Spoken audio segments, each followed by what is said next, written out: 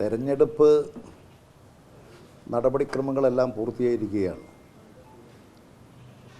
പത്രസമ്മേളനം സാധാരണഗതിയിൽ ഒരു തെരഞ്ഞെടുപ്പ് ചട്ടത്തിൻ്റെ നിയമങ്ങൾക്കും ചട്ടങ്ങൾക്കും അകത്തുനിന്ന് കൊണ്ട് മാത്രമേ നടത്താൻ പാടുള്ളൂ. പക്ഷെ ഇവിടെ നിങ്ങളെല്ലാം രാവിലെ തന്നെ പലരും എന്നെ വിളിക്കുന്നുണ്ട്. അപ്പോൾ നിങ്ങളെല്ലാം ഇവിടെ വീട്ടിൽ വന്ന നിലയിൽ നിങ്ങളുമായിട്ട് ചില കാര്യങ്ങൾ പങ്കുവെക്കണമെന്നാണ് ഞാൻ ആഗ്രഹിക്കുന്നത്.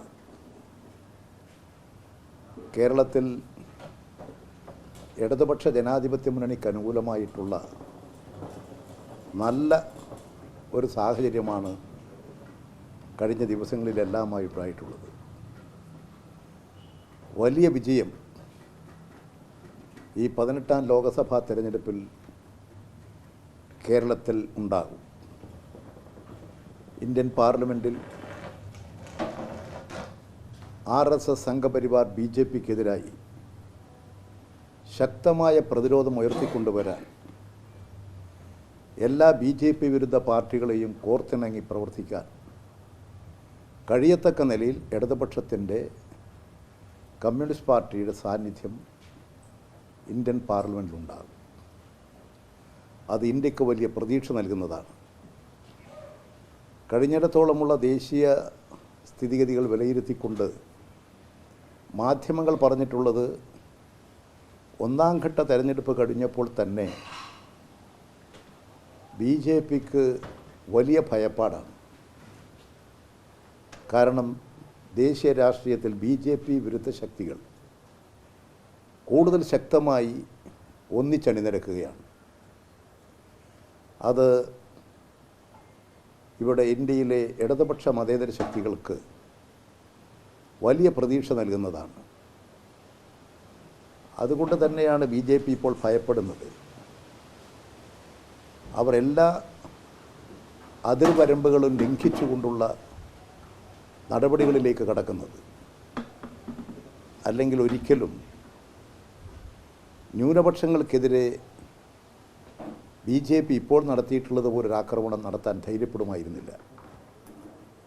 അവർ അവരുടെ എല്ലാ നിലയും വിട്ട് തെരഞ്ഞെടുപ്പിൻ്റെ ചട്ടങ്ങളുടെ എല്ലാം നടപടികളിൽ ലംഘിച്ചുകൊണ്ട് തന്നെയാണ് എല്ലാവരും പ്രഖ്യാപനം നടത്തിക്കൊണ്ടിരിക്കുന്നത്, നടപടി സ്വീകരിക്കുന്നത്. കേരളത്തിൽ നാളെ തെരഞ്ഞെടുപ്പാണ്. ആ തെരഞ്ഞെടുപ്പിന് വേണ്ടിയിട്ടുള്ള ഒരുക്കങ്ങളെല്ലാം തെരഞ്ഞെടുപ്പ് കമ്മീഷൻ ചെയ്തിട്ടുണ്ട്. പ്രവർത്തനങ്ങൾ നടന്നു വരികയാണ്. പൊതുവെ കേരളത്തിൽ പറയത്തക്ക നിലയിലുള്ള സാധാരണഗതിയിൽ വലിയ സംഘർഷങ്ങളും കാര്യങ്ങളും ഉണ്ടാകുമായിരുന്നു. ഇന്നലെ ഈ കലാശക്കൊട്ടിൻ്റെ രംഗത്താണ് ചെറിയ ചെറിയ സംഭവങ്ങൾ ഉണ്ടായത്. ആ ദൗർഭാഗ്യകരമായ സംഭവങ്ങളും എല്ലാവരും കൂടി ആലോചിച്ചിരുന്നെങ്കിൽ ഒഴിവാക്കേണ്ടതായിരുന്നു. തീർച്ചയായും കേരളം പോലുള്ളൊരു സംസ്ഥാനത്ത് ഒരു സംഘർഷങ്ങളും ഒരു സംഘടനകളും ഒരു പാർട്ടിക്കും ഒരു മുന്നണിക്കും ഗുണം ചെയ്യുന്നതല്ല. പക്ഷേ പരാജയപ്പെടാൻ സാധ്യതയുള്ളവർ വിജയസാധ്യതയുള്ള ഇടതുപക്ഷ മുന്നണിക്കെതിരായി എല്ലാ തരത്തിലുള്ള നെറികെട്ട പ്രവർത്തനങ്ങളും സംഘടിപ്പിച്ചുകൊണ്ടിരിക്കുകയാണ്. അതിൻ്റെ ഭാഗമായിട്ട് തന്നെ ഇടതുപക്ഷ മുന്നണിയുടെ നേതാക്കളെയും അതുപോലെ തന്നെ ഇടതുപക്ഷ മുന്നണിയുടെ മന്ത്രിമാരെയുമെല്ലാം കടന്നാക്രമിക്കാനും അടിസ്ഥാനരഹിതമായ പ്രശ്നങ്ങൾ ഉയർത്താനും അവർ ശ്രമിക്കുകയാണ്. ഇവിടെ കേരളത്തിൽ തന്നെ നിങ്ങൾക്കെല്ലാം അറിയാം, എത്രയോ വർഷക്കാലമായി മുഖ്യമന്ത്രിയെ വേട്ടയാടുന്നു. അതിൻ്റെ അടിസ്ഥാനം കേരളത്തിൽ ഇടതുപക്ഷ പ്രസ്ഥാനത്തിൻ്റെ വളർച്ചയും കേരളത്തിലെ ഗവൺമെൻറ് ജനങ്ങൾക്ക് നൽകിക്കൊണ്ടിരിക്കുന്ന ജനസേവനപരമായ ജനങ്ങളുടെ എല്ലാ നിലവാരത്തിലുമുള്ള അഭിവൃദ്ധിക്ക് വേണ്ടി നടത്തിക്കൊണ്ടിരിക്കുന്ന പ്രവർത്തനങ്ങളും കേരളത്തിലെ പ്രതിപക്ഷത്തെയും BJPയെയും അലങ്കോലപ്പെടുത്തുന്നു, അരോസരപ്പെടുത്തുന്നു. അതുകൊണ്ട് തന്നെ അതിനെ തകർക്കാൻ വേണ്ടിയിട്ട് അടിസ്ഥാനരഹിതമായ ആരോപണം ഉന്നയിച്ചു. എത്ര കാലമായി മുഖ്യമന്ത്രിക്ക് നേരെ എന്തെങ്കിലും അടിസ്ഥാനമുള്ള കാര്യമാണോ? ഇപ്പോൾ നടന്നുകൊണ്ടിരിക്കുന്ന ഒരു കേസ് തന്നെ മുഖ്യമന്ത്രിയെ പ്രതിയായി ചേർക്കണമെന്ന് പറഞ്ഞുകൊണ്ടാണ്. മുഖ്യമന്ത്രി പ്രതിയൊന്നുമല്ല.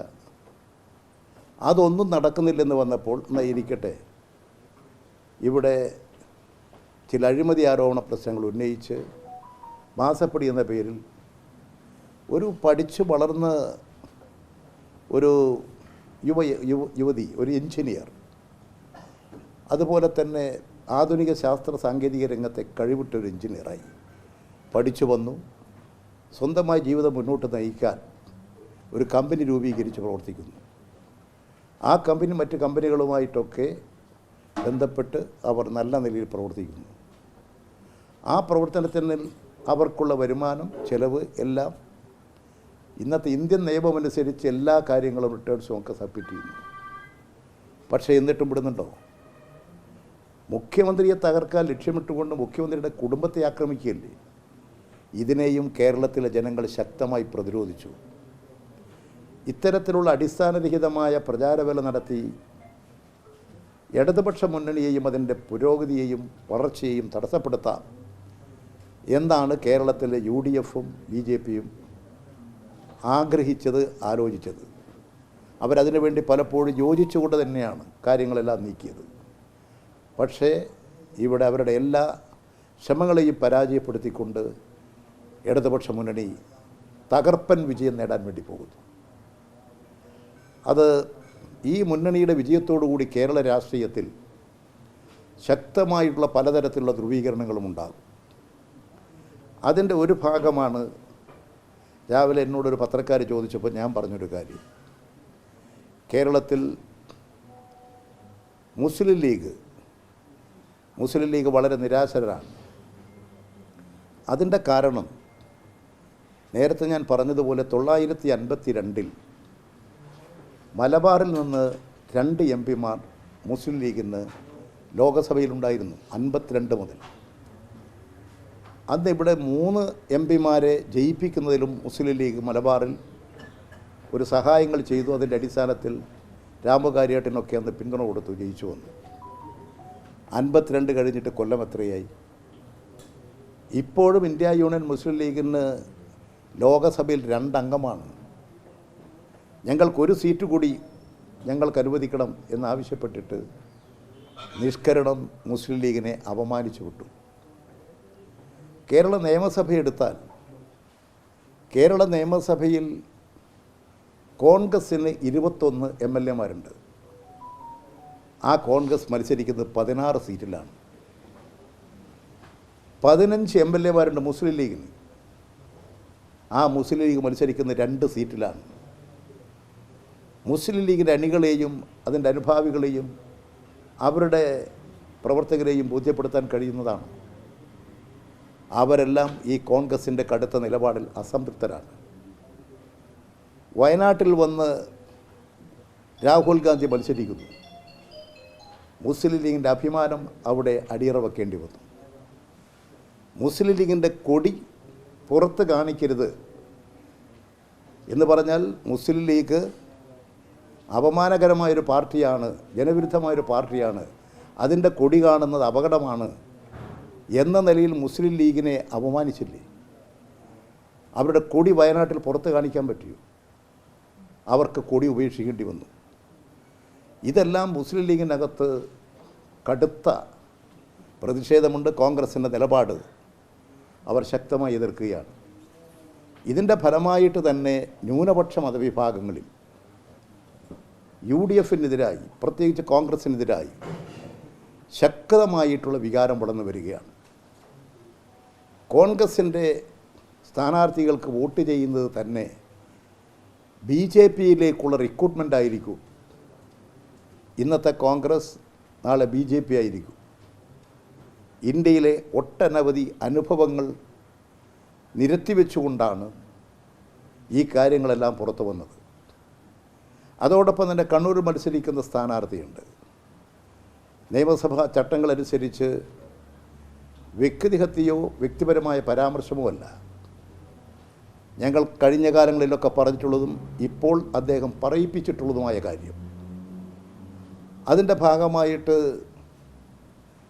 ഈ കണ്ണൂരിൽ മത്സരിക്കുന്ന കോൺഗ്രസ് MP അദ്ദേഹം BJPക്ക് വേണ്ടി, RSSന് വേണ്ടി എന്തൊക്കെ ചെയ്തു അദ്ദേഹം തന്നെ പറഞ്ഞിട്ടുണ്ട്. കണ്ണൂർ ജില്ലയിൽ RSSൻ്റെ ആയുധ പരിശീലന കളരിക്ക് കോൺഗ്രസ്സുകാരെയും കൊണ്ട് കാവൽ നിന്ന ആളാണ് ഞാൻ, RSSൻ്റെ സംരക്ഷകനാണ് എന്ന് പറഞ്ഞു. എന്ന് മാത്രമല്ല, ഞാൻ RSSലേക്ക് പോകും, ചോദിക്കാൻ ആര് എന്ന നിലപാട് തന്നെ വേറെ ആരുമല്ല, ആ കോൺഗ്രസിൻ്റെ MP തന്നെ പരസ്യമായി പ്രഖ്യാപിച്ചിട്ടുള്ള കാര്യമാണ്.